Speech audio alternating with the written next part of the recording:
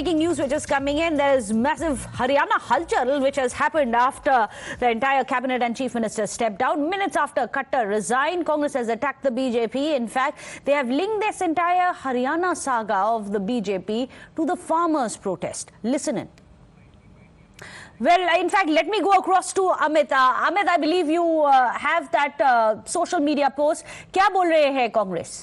कांग्रेस ये कह रही है कि एक तरह से जो भगदड़ हो रही है, उनका कहना था कि जो वहां पर जो किसान जो भगदड़ आज हो रही है, जयराम रमेश ने ट्वीट किया है कि जो भगदड़ आज हम हरियाणा में देख रहे हैं वो किसान, नौजवान व पहलवान के दबाव में हो रही है और यही देश में भी होने जा रहा है। कहने का वो इंडिकेट कर रहे हैं कि जो बदलाव की बात हो रही है कि मुख्यमंत्री बदला जाए या फिर सरकार में जो बदलाव या इस्तीफा देकर नए सरकार की गठन की बात है, वो कहीं ना कहीं दबाव की बात कर रही है। लेकिन बीजेपी की राजनीति अलग है। देखिए, जेजेपी के साथ बीजेपी जा सकती थी, एक सीट दे सकती थी, इसमें कोई बड़ी बात नहीं है। लेकिन जहां पर बीजेपी ने एक एक सीट को देखा कैसे वो जीतेगी, वहां पर की जो राजनीति है, पूरी की पूरी राजनीति बीजेपी ने नए तरीके से शुरू की। हरियाणा में जब मनोहर लाल खट्टर को सीएम बनाया था, जाट बनाम नॉन जाट की राजनीति बीजेपी ने की। बीजेपी ने जाट का भी वोट लिया, लेकिन साथ में साथ जो एक पॉलिटिक्स जो पहले हमेशा जाट के इर्द गिर्द होता था, उस पॉलिटिक्स को बदला है बीजेपी ने। और इसीलिए इस बार जो जेजेपी से अलग होने की बात हो रही है, क्योंकि बीजेपी के बड़े नेताओं को इस बात का एहसास है कि अगर जेजेपी के साथ जाते हैं तो उसका फायदा बीजेपी को कम होगा, उसका ज्यादा फायदा जेजेपी को होगा। लेकिन इसीलिए